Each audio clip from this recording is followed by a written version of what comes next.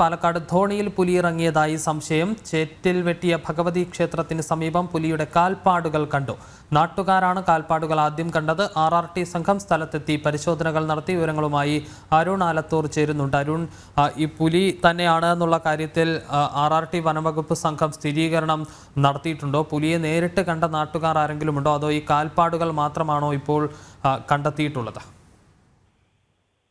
വിഷ്ണു, ഇത്തരത്തിൽ കാൽപ്പാടുകളാണ് നാട്ടുകാരുടെ ശ്രദ്ധയിൽ ആദ്യം പെട്ടത്.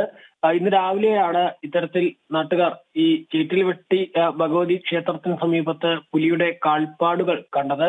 സാധാരണ അവിടെ നേരത്തെയും പുലി ഇറങ്ങിയ സംഭവങ്ങൾ ഉണ്ടായിട്ടുണ്ട്. പുലിയും ആനയും എല്ലാം സ്ഥിരമായി ജനവാസ മേഖലയിൽ എത്തുന്ന ഒരു സ്ഥിതി പ്രദേശത്തുണ്ട്. അതുകൊണ്ട് തന്നെ പുലി തന്നെയാണിത്, പുലിയുടെ കാൽപ്പാടുകൾ തന്നെയാണ് എന്നുള്ളതാണ് നാട്ടുകാർ പറയുന്നത്. ഏതായാലും നാട്ടുകാർ ഇത്തരത്തിൽ പുലിയുടെ കാൽപ്പാടുകൾ കണ്ടതോടുകൂടെ തന്നെ വനം വകുപ്പിനെ വിവരമറിയിച്ചു. തുടർന്ന് RRT സംഘം സ്ഥലത്തെത്തി പരിശോധനകൾ നടത്തുകയും ചെയ്തിട്ടുണ്ട്.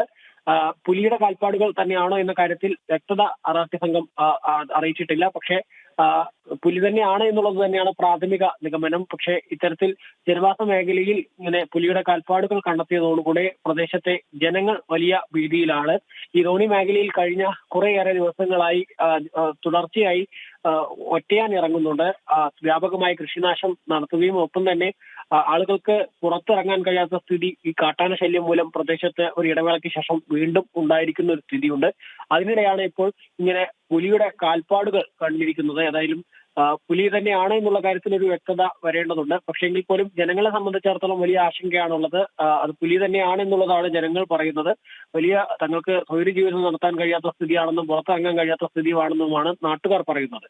അരുണി, നാട്ടുകാർ വലിയ ആശങ്കയിലും ഭയത്തിലും തന്നെയാണ് ഉള്ളത്. പ്രത്യേകിച്ച് ഇപ്പോൾ വയനാട്ടിലെ കടുവ ആക്രമണം, കടുവ ഒരാളെ ആക്രമിച്ച് കൊലപ്പെടുത്തുന്ന സാഹചര്യം ഉണ്ടാകുകയും ചെയ്തിട്ടുണ്ട്. ഈ സാഹചര്യത്തിൽ ഈ ധോണിയിലെ പുലി ഭീതിയിൽ തന്നെയാണോ നാട്ടുകാർ മൊത്തത്തിലുള്ളത്?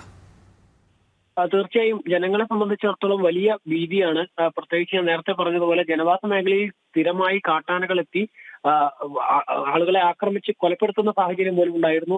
PT7 എന്ന ആന വലിയ ദുരിതം ഈ ധോണി മേഖലയിലെ ജനങ്ങൾക്ക് സൃഷ്ടിച്ചിരുന്നു. തുടർന്ന് അതിനെ വലിയ പ്രതിഷേധങ്ങൾക്കും പ്രക്ഷോഭങ്ങൾക്കും ഒക്കെ ഒടുവിലാണ് അതിനെ പിടികൂടി കുങ്കിയാനയാക്കി മാറ്റുന്ന നടപടികൾ വനം വകുപ്പിന്റെയും സർക്കാരിന്റെയും ഭാഗത്തു നിന്നുണ്ടായത്. അതിനുശേഷം വീണ്ടും സ്ഥിരമായി തന്നെ ആനകൾ എത്തുന്നു. അതിന് പിന്നാലെയാണ് ഇപ്പോൾ ഈ പുലിയുടെ കാൽപ്പാടുകൾ കൂടി കണ്ടെത്തിയിരിക്കുന്നത്. ഏതായാലും ജനങ്ങളെ സംബന്ധിച്ചിടത്തോളം തങ്ങൾക്ക് സ്വൈര്യ ജീവിതം നടത്താൻ കഴിയാത്ത സ്ഥിതിയാണ് നാട്ടിലുള്ളത് എന്നുള്ളതാണ് പ്രധാനമായും പരാതിയായി പറയുന്നത്. മാത്രമല്ല ഈ പ്രദേശത്തെ ഫെൻസിംഗ്, വനമേഖലയിലെ ഫെൻസിംഗ് ഉൾപ്പെടെ കൃത്യമായി ചെയ്യാത്തതാണ് ഇങ്ങനെ വന്യജീവികൾ വ്യാപകമായി ജനവാസ മേഖലയിലേക്ക് എത്തുന്നതിന് കാരണം എന്നുള്ളതാണ് നാട്ടുകാർ പറയുന്നത്. ഇങ്ങനെ നിരന്തരം പ്രശ്നങ്ങൾ ഉണ്ടായിട്ടും പ്രദേശത്തെ ഈ വന്യജീവികൾ ജനവാസ മേഖലയിൽ എത്തുന്നത് തടയുന്നതിന് വേണ്ടിയുള്ള ശാശ്വത പരിഹാരം അധികൃതരുടെ ഭാഗത്തു നിന്ന് ഉണ്ടാവുന്നില്ല എന്നുള്ള പരാതിയും പ്രദേശത്തെ ജനങ്ങൾക്കുണ്ട്. നിലവിലേതായാലും ഇപ്പോൾ ഈ കാട്ടാനയ്ക്ക് പുറകെ പുലിയുടെ ഒരു സാന്നിധ്യം, അതിന്റെ കാൽപ്പാടുകൾ കൂടി കണ്ടതോടുകൂടെ തന്നെ വലിയ ആശങ്കയിൽ തന്നെയാണ് ജനങ്ങൾ. എങ്ങനെ പുറത്തിറങ്ങും എന്നുള്ളതാണ് ജനങ്ങൾ സ്വാഭാവികമായിട്ടും ചോദിക്കുന്നത്. അരുൺ ആലത്തൂരാണ് വിശദാംശങ്ങൾ നൽകിയത്. പാലക്കാട് ധോണിയിലാണ് പുലി ഭീതിയിൽ നാട്ടുകാരുള്ളത്. RRT സംഘം സ്ഥലത്തെത്തി പരിശോധനകൾ നടത്തുകയും ചെയ്തു.